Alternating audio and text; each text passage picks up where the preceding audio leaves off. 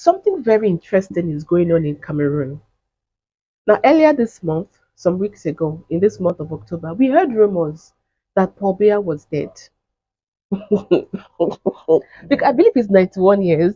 We heard rumors that he was dead. So it was like, hey, what's going on? What's going on? What's going on? But after a while, the government said that no, he's not dead. The spokesperson for the government said he's not dead, that he's in Switzerland. And but instead of giving more information, he just said, in fact, I think they even banned the conversation that nobody should talk about his health, which I found very, very suspicious. But just to calm everybody down, he showed up in the capital of Cameroon, and everybody said, okay, fine, he's alive. Now, Paul Biya is 91 years, and he has ruled um, Cameroon for almost a century. I mentioned some months ago that he even said he's going to contest for presidential elections in 2025. That's next year. He threw in his hat. I was really upset in that video. But anyway, now that this whole thing is taking place about his health, I wanted to look in this situation in Cameroon again. Because let's not forget that this man is 91 years.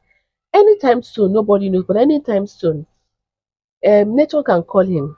If you know what I mean. Anytime soon, nature can call him for age-related reasons. So it's not far-fetched to begin to think about the future of Cameroon. If you look at what's going on in Cameroon now, we can say for a fact that Paul Biya's half a century reign in Cameroon has been a disaster. The economic situation is terrible in Cameroon. That's number one. Number two, I think they have different um, security issues going on. We have the one with the Boko Haram. We have with the we have with another section. We also have with this Anglophone, Francophone issue going on in the country. So, well, bottom line, that he has not been able to resolve anyone. Things have only gotten worse, and then the economic situation is very bad in Cameroon. So now we can tell that if we let things go the way they are supposed to go, anybody and the elections take place in 2025, even if Paul Biya is on the ballot box, on yes, we can say that the way people are dissatisfied in Cameroon, if things should go the way they're supposed to go, he's not supposed to win elections. But now many people are beginning to say, is he even going to be able to get to that part when elections are being conducted? I find it very interesting. So Paul Biya is the one of the most pro-France governments in Africa. In fact, he's so pro-France that in some instances he has refused to work with the Americans because he wants to work with the French.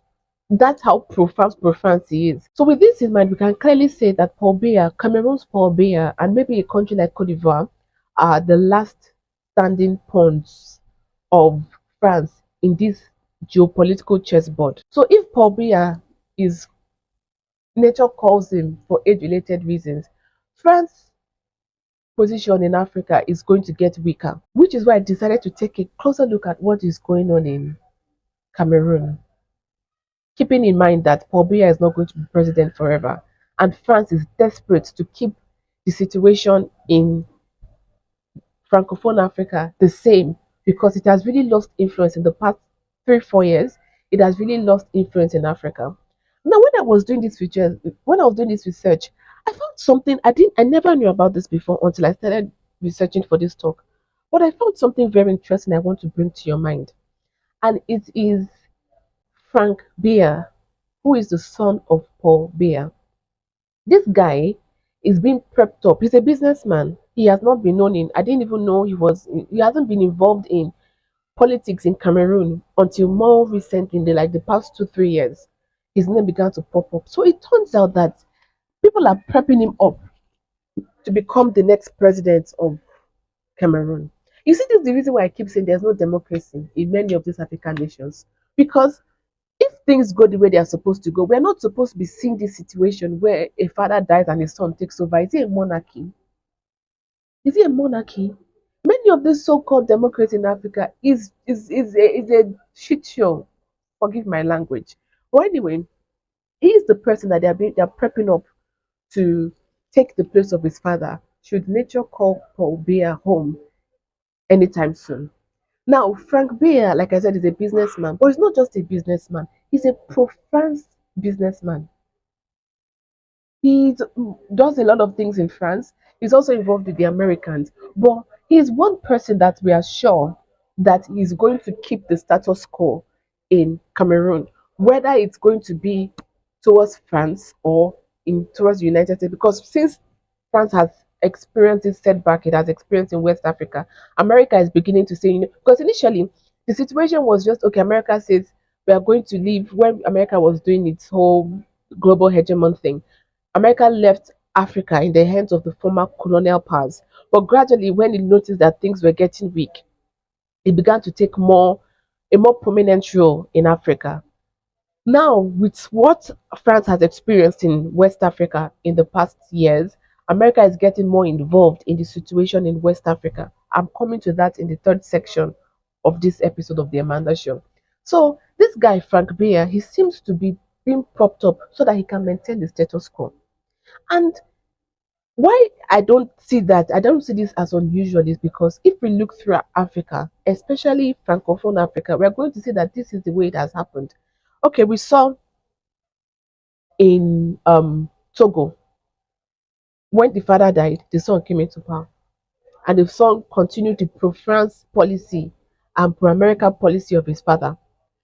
We saw the same thing in DRC, the Democratic Republic of Congo. Once the father died, the son came into power and continued the pro-France, pro-American system or in DRC. We saw the same thing in Gabon when the pro-France father died, the pro-France son came into power. In fact, Gabon situation is very interesting because after the pro-France son came into power and there were issues, then there was now a coup, right? And the coup, the Bongo family coup, removed the pro-French president and put in a pro-American president. So that's if you see the way the coup in Niger was treated and the coup in Gabon is treated, you could see the difference. Now the coup in Gabon, there's very interesting talk that it was orchestrated by the people that the current government is supporting. Do you get? So this pro-American president or this pro-American government in Gabon is not even is still part of the Ali Bongo family. I believe it's the ousted president's cousin. So that has been the situation in Africa, particularly in Francophone Africa. And that's why I don't understand why I've said this several times, and this is one thing I'll never understand why ECOWAS will have an issue with military coup or and say okay it's not democratic. But you leave things like this where it's more like it's working like a monarchy where the son is inheriting the throne. So that's the hypocrisy of all these things. Anyway, I just wanted to mention this for us to know that maybe if for some reason Paul Biya doesn't make it to the election, or maybe even he makes it to the election and shortly after he's called home by his ancestors and he's God in heaven, there's a very high chance that his son, Frank Biya, will come into power. But anyway, they can keep doing this thing. One thing I know is if Cameroonians and the vibe that I'm getting from Cameroon, they are really dissatisfied. If the Cameroonians are really dissatisfied, if elections are really authentic in Cameroon, none of these people, whether it's Paul or his son, none of these people will come into power. None of them. But here we are. I want to round up this section by saying something. All of these things we are seeing in Africa, where external players are trying to force their way and forcing presidents and leaders who are going to support their cause in the continent at the detriment their own countries and the continent at large. All this is just these are the dying phase of it. This is the dying phase. Let me tell you something. France and others can try to kick and scream to maintain the status quo in Africa. But a new Africa is rising. In fact, a new Africa is already happening. It's taking place now. And you cannot stop it. It's going to be like a flood, like a tsunami. Tsunami is a better word. It's going to be like a tsunami. Even if once it's happening, it's looking like trickles here and there and stopping here and there, you think you can contain this and contain that. The whole dam is going to burst. You can't do it. Because you cannot keep 1.4 billion Africans down. You can't do it. You can't do it. You can't do it. It's not possible. It's very inevitable for Africa to become a pole. No matter how much external players keep trying to wriggle and twist and turn and do anything, everything within the continent to maintain the status quo that has been in place since colonization. No matter how hard they try, it's not going to happen.